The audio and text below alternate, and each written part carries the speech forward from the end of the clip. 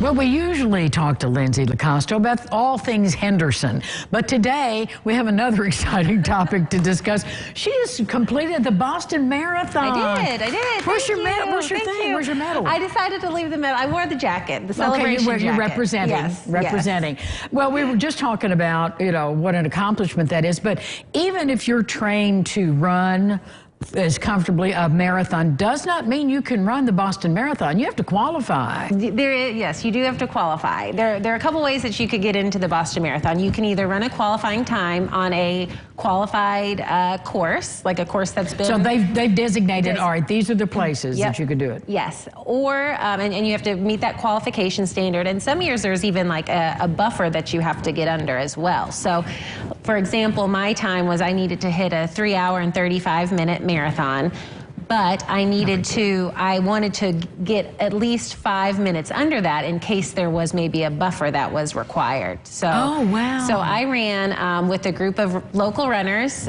in Carmel, up near Indianapolis in 2021 for my qualifying race. Okay, so and does every state have a track or something or a race that is qualifying? And if you go on to runningusa.com, it lists all the marathons and marathons that are a Boston qualifier. So people that are wanting to qualify for Boston know to look for those races. There's almost like a whole underground. Well, it is. It's a language all its own, too, isn't it? You have to know all that jargon. It is. So talk to us about the experience itself. I mean, you got to get to Boston. Everybody, I mean, how many people were in the race? There were a little over 25,000. 25,000 people, and all crammed and all funneled down this one. Right, and they start in different waves, and then you kind of go with your wave. And I mean, these aren't small waves. I mean, there's thousands of people. Well, of course. And it starts early with the elite runners, and then there's also you can also run Boston by getting a charity bib, and usually you have to raise thousands upon thousands of dollars. Do you know what the bottom line is to raise? Because I've known people who did that. Right. So I actually, when I qualified, I actually also decided to run for a charity also. And I ran for the Heron Project, which is addiction recovery, which, is near and dear to your heart. Very near and dear to my heart. So because I had qualified, I had to raise $2,500.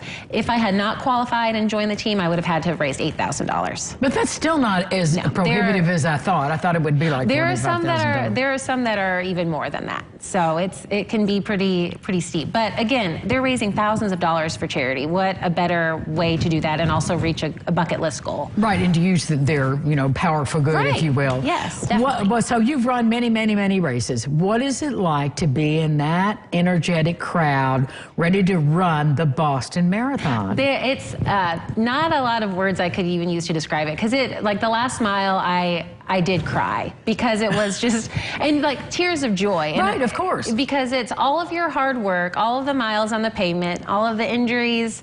And like you like to do races as well, and you know how therapeutic that is. It is. And just all of like the things that you sort through while you're on the road, like with friends. Or by yourself, like just all of that stuff that life brings to you whenever you're running or walking or exercising. It just all of that work comes to that moment, and you're just so excited, and just the crowd support. There are people there from mile 1 to mile 26.2. Cheering you on, singing, holding up signs. Yes, it's amazing. I'm just so glad you could come over and tell us about this. Yeah. Congratulations. Thank you. What an inspiration. Thank you. And I have to say, like, there was a fantastic group from the Tri-State there. Our community should be really proud of all of the runners that were there representing our area, because they're just wonderful people, and we have a fantastic running community. If you want to get out and run, reach out to people that you know, because there's nothing better than finding that group of people that you click with and can go out and share miles with on the road. Amen to all of that. Thank you, Lindsay. Thank you. We'll see you next week and talk about the chamber. Sounds good. Congratulations. We'll be back with more lifestyles right after this. Stay with us.